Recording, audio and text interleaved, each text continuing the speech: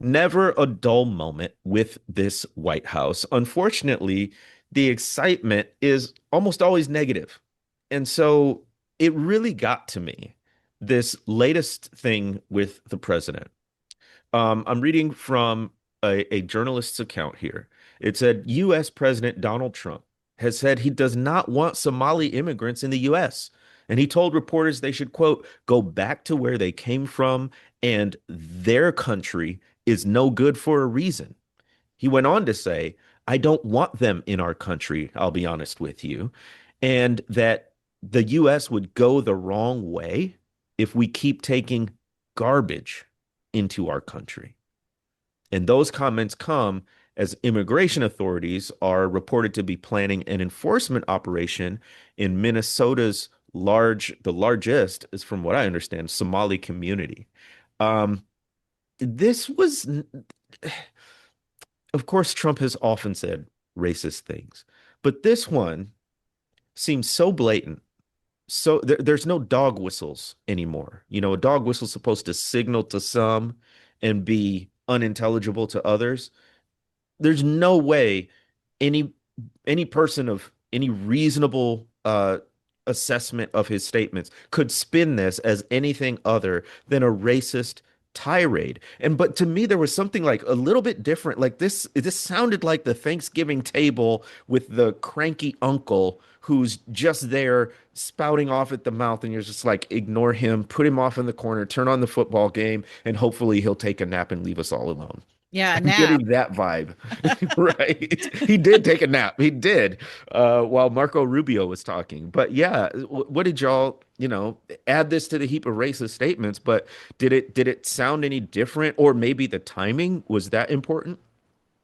Oh, I think that it's a signal about how panicked the White House is getting. Hmm. And I don't know about you all, but when I've been traveling in the last few weeks, one of the things I noticed was right around the time of the No Kings March in mid-October, and then the White House tear down. All of the sudden, the conversations out in airports and with strangers on the road and taxi cab drivers, they they all started to change. Hmm. I would say up until kind of mid to late September, people were sort of afraid to talk about Trump in public. People were holding back. There was lots of quiet in airport lounges where people were just kind of sitting in corners by themselves and didn't want to talk to strangers. And then all of a sudden it started shifting, and I started hearing more absolute sort of public groaning, moaning, and like, what is this? What is this guy doing? Kind of stuff. And so there's clearly, I think, a vibe shift that's happening from the ground up, and we're beginning to see it in specific ways. We saw it in the special elections this fall, where we're seeing big gains for Democrats. Even when they don't win, they're gaining a lot of points in very heavily red areas. And then, of course, the elections of the two governors, both of which were absolute blowouts, and nobody predicted that. So that's really changed things around. The on the ground action to protest Trump and protest, especially the immigration stuff. That's been gaining a lot of steam. Chicago, I think, really encouraged people to stand up, and they're still standing up in Chicago. And some of the different uh, actions at Broadview, I think, drew a lot of national attention and made a lot of people braver. And now we're having this Home Depot boycott that is very creative and interesting, where people are, in one case in California, uh, hundreds of people went into a Home Depot and bought 17-cent. I can't even Oh, believe that that. something costs 17 cents in America. 17-cent ice scrapers.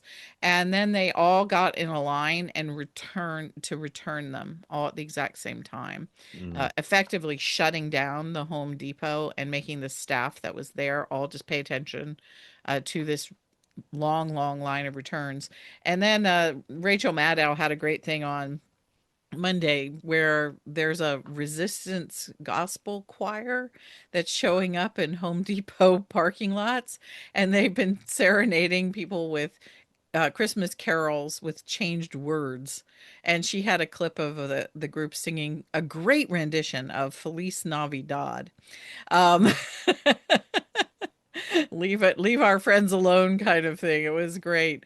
And it's so all of that is multiplying. And the it's very clear that they know that they are losing power and that he has become a lame duck really fast. And so now the question is, the emperor has no clothes. People are saying it, and what do they do? And I think that what you're talking about, Jamar, is that when people panic, they revert to what they know. mm, And so Trump is going back to his sort of worst hits, including uh, really the vile stuff. I mean, please excuse my language, but you remember that it was the shithole countries mm, from the first Trump presidency. When I heard him in that Somali uh, tirade, I thought of that comment because it was a kind of a magnification of something he said 8 years ago. And so I think that he's just lost his footing. He's isolated. There was a very interesting article in The Atlantic this week by Jonathan Lemire called The Bubble Wrap President. And it was talking about how cut off he is right now from the MAGA base. And I don't know if you two noticed, he has not done any rallies. mm-hmm. None. Not a single one this fall. And he's taking very little in terms of questions outside of the press bubble, that his own people pick who's going to be in the press gaggle now. And so there's no outside voices. So he's clearly hiding from the Epstein stuff. He doesn't want to talk about anything that he thinks, you know, would undermine his image of himself being a successful president. And immigration is for him his big big success. So, Kristen, add on to that. Do you think this is Yeah, there's something, more. yeah, But that wait, the wheels there's are more. coming off? Yeah, right. There is, right? I mean, yes, that's a start. That's doesn't even begin to, I think, describe the what he's up against right now, right? Because first of all, there's also when you talk about kind of running into people in airports, and these are on the ground conversations, which is different from the kind of online chatter, which is increasingly controlled by the algorithms, right?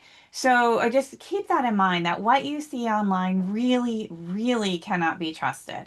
You've got AI, you've got Zuckerberg and Musk pulling the strings, and I have noticed really clear changes over the past couple of years, really even just since this summer, on what is delivered into my feed in those spaces.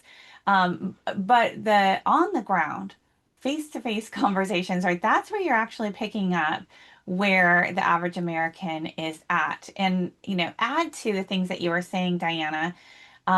Let's talk affordability. Like really, this is not just the latest gotcha. I cannot tell you how many times in the last couple of months I have remarked to my husband, I cannot believe how expensive this or that or that. Like Right. groceries. Oh my goodness, I've had to sit down my 19-year-old son and say, cut back on these, protein drinks and all of the things. Like the prices are just skyrocketing. And we have the healthcare, right? The ACA, Yeah. without the savings from the government, the rates are going up 100, 200, 300% in some cases, right? Hundreds of dollars. People cannot afford it, right? It's so clear. So this is the time where it's really hitting people's pocketbooks.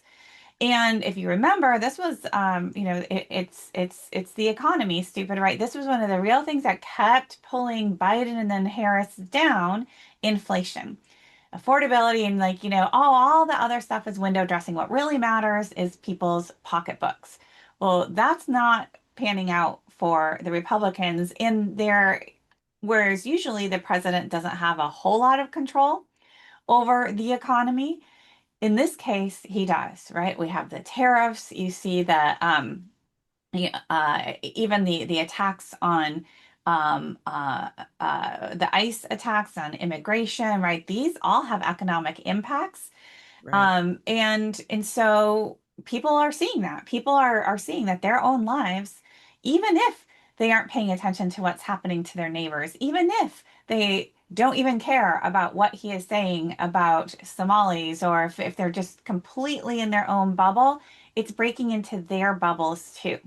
So there's that. You mentioned in passing the Epstein, right? That has not gone away. And that is really critical because, right, he ran on that it was the Democrats and they were the child traffickers and they were all the evil, and then the whole QAnon grew up around that.